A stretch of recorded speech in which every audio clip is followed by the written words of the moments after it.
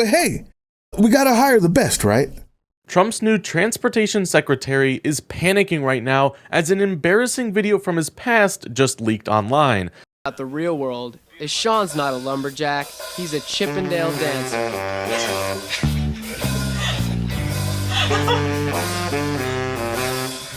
I need more light, dog. Montana, give me some light.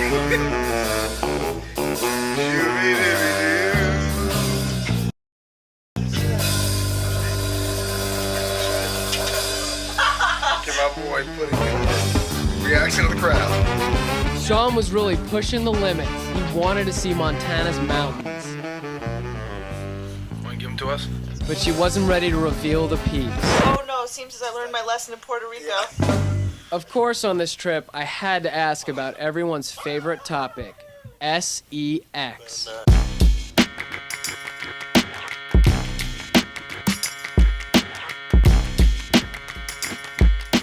So YouTube, another tragedy, another round of manufactured outrage, and another excuse to blame marginalized people while the ruling class laughs their way to the bank. It's comforting. I feel like home. It's like a comfortable blanket, you know? Consistency. I'm sure by now you've probably already heard about the tragic mid-air collision near Reagan National Airport between a commercial airliner and a U.S. Army Black Hawk helicopter that left 67 people dead. And as always, when tragedy strikes, instead of looking to the real causes like overworked, understaffed air traffic controllers, or reckless deregulation, because by the way, since getting into office, Mango Mussolini himself has gotten rid of most of the people who were in charge of the FAA. Those are the people who control and direct air traffic control and the rules and those regulations. I digress. Since gutting all of the decent and knowledgeable people from the FAA, America's favorite two cans of spray tan fascist has decided to blame DEI. More comfort and consistency. Don't say you weren't expecting it. I'm home. Yeah, because clearly the problem was woke pilots and not the fact that air traffic control is in crisis. But hey, we gotta hire the best, right? Trump's new transportation secretary is panicking right now as an embarrassing video from his past just leaked online. At the real world is Sean's not a lumberjack, he's a Chippendale dancer.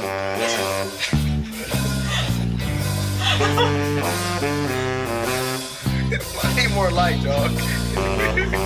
Montana, give me some light.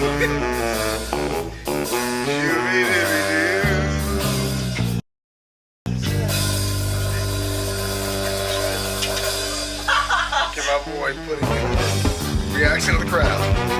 Sean was really pushing the limits. He wanted to see Montana's mountains. Want to give them to us? But she wasn't ready to reveal the peaks. Oh no, seems as I learned my lesson in Puerto Rico. Yeah. Of course, on this trip, I had to ask about everyone's favorite topic, SEX. I swear, Trump has to be purposely trying to pick the most unqualified and frankly the weirdest people out there to be in his administration. Can we be real for a second? Is it okay? Because this isn't about safety, not about DEI. This is about privatization. You know why the air traffic controllers at Reagan National were so overworked, were so overloaded that night? Because there are not enough of them. There hasn't been enough of them for many years, YouTube. They're underpaid, overworked, and literally forced into life or death situations every day for that beautiful compensation package. And guess what? Just last year, Congress increased the number of flights into and out of Reagan National Airport. Bipartisan decision, mind you, but couldn't agree on anything else. And they did this ignoring warnings from actual people who work in the aviation industry. And now we're seeing exactly what happens when you move fast and run a system past its breaking point. People die. Regulations, when they even exist, are written in blood, but only when they so-called adults in the room actually give a damn. And right now, they don't. They just don't. And you want to be let in on a little secret, YouTube? They never did. They never did. Shh. Come here. You see, every time a disaster like this happens, the rich and their talking head puppets run the same playbook. 1. Defund the public service responsible for keeping us safe. 2. Make sure it fails. 3. Point at the failure. 4. Scapegoat a minority, if at all possible. And now DEI is, it's just the most beautiful minority meaningless set of letters that you can use. 5. See? The private sector would do a much better job after ruining it. Privatize it. Number 6. 7. Laugh as we all die. Check it out. Check it out. Okay, go back. As I was saying, it's happening. It's happening right now with air traffic control. It's already happened with our hospitals. It's happening to public transit, schools, even the fucking water. Wakey, wakey. Wakey, wakey. Look at the NHS in the UK. They've been slashing and gashing away at its funding for years. They've spared no expense in making sure that people can't get appointments in a timely manner, causing people to die preventable deaths. Then, when the people complain about how bad it's gotten, the government says, hey, maybe we should let private companies take over. It's deliberate. Wakey, wakey. We good? You got it? I'll tell you what, let's look a little closer to home, like California's power grid. PG&E, a government-enforced for-profit monopoly, by the way, has been responsible for multiple deadly wildfires. They don't maintain their equipment because it costs money. They don't make profit by repairing anything. Instead, people die. They get a pre-calculated and accounted for slap on the wrist, and the cycle of destruction repeats. Privatization under capitalism is a death spiral. But the rich bastards who play God with our lives don't care. They're not even in the least bit affected. They're flying private jets, okay? Drinking imported water, while ours has lead. How you guys doing over there, Detroit? Pittsburgh? Huh? Still got that lead?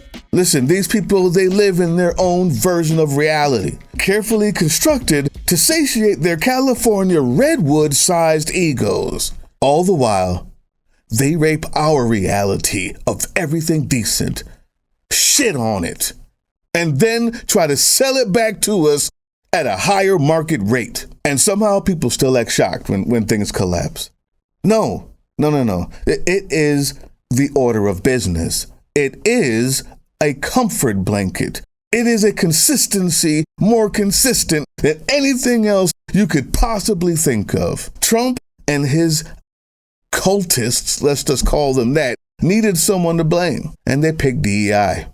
Because nothing gets their base angrier and hornier than the idea of a woman or a black person might have gotten the job that they think their Meal Team 6 looking asses deserve.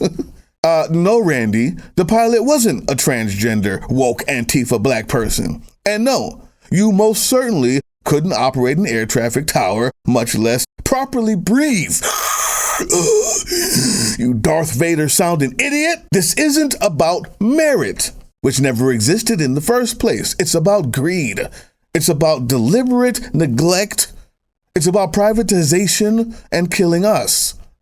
Period. You know what the worst part about all this is?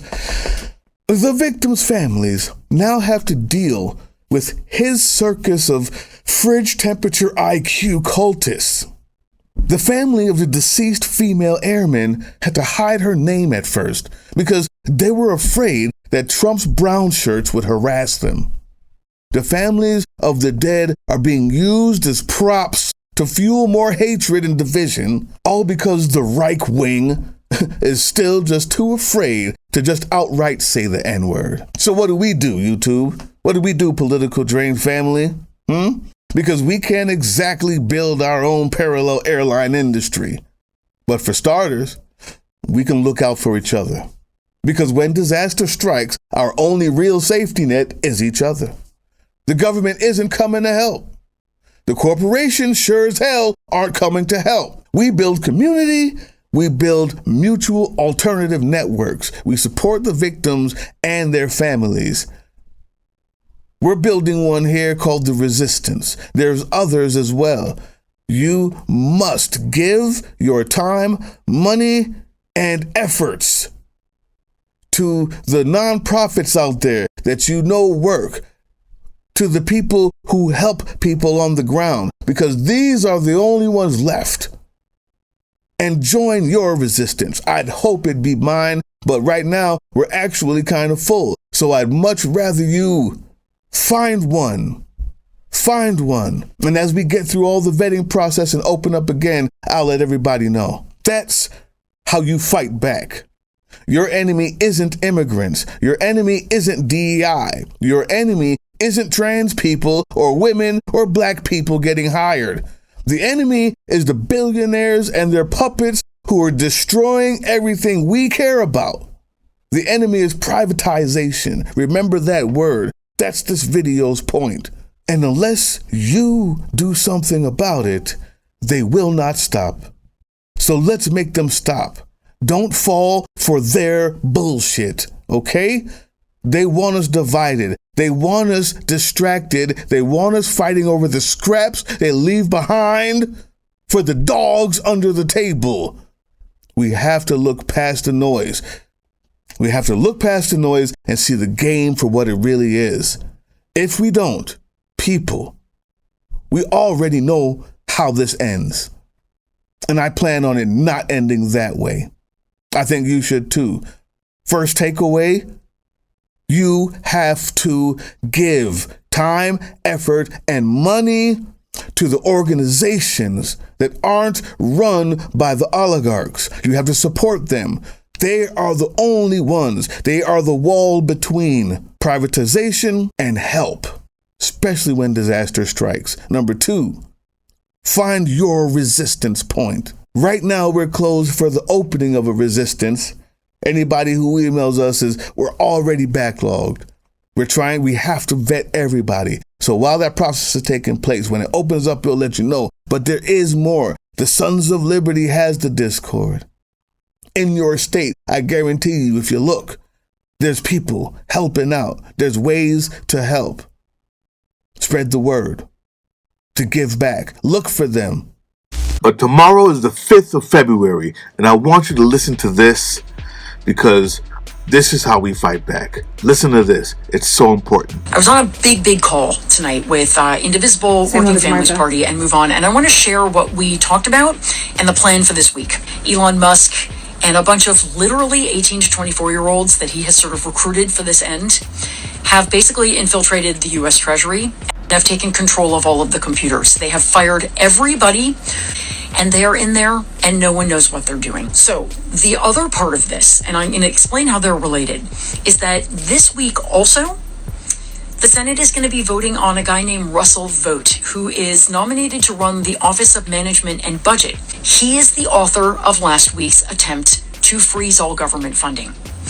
They failed because of your backlash, but he will try again. Indivisible is asking us to do a few things. First of all, on Tuesday at 5 p.m., if you are anywhere in the DC area, and I mean anywhere, 5 p.m. Tuesday, show up at the Department of Treasury. We are going to have a huge street protest.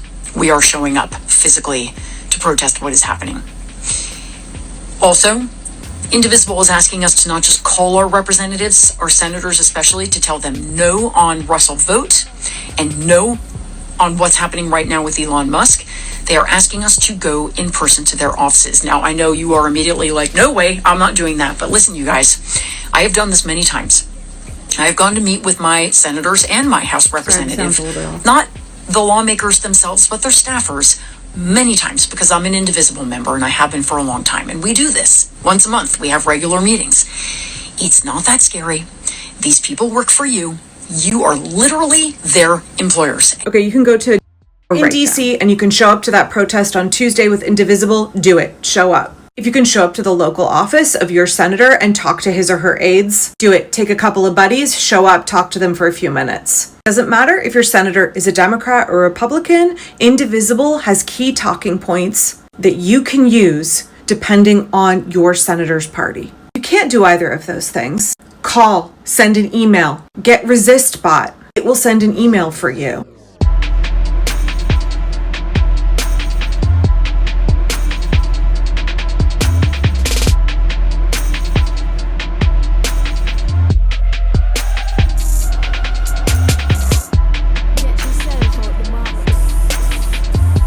I just downloaded an app called 5 Calls. It's free. It will help script out what to say to your elected representatives when you call about certain topics. There are also protests in all 50 states at all 50 state capitals on Wednesday. I'll show you a clip about it real quick from one of my favorite accounts, Good Trouble.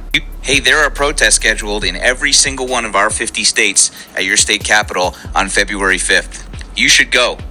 I'm going. You should come hang out. Fuck it. Come hang out with me. I'm also doing the next video on how to call your representative. Yes, it works. Not enough people do it. We have many scripts. We have easy ways to figure this out. Writing and calling and writing and calling. You are the government.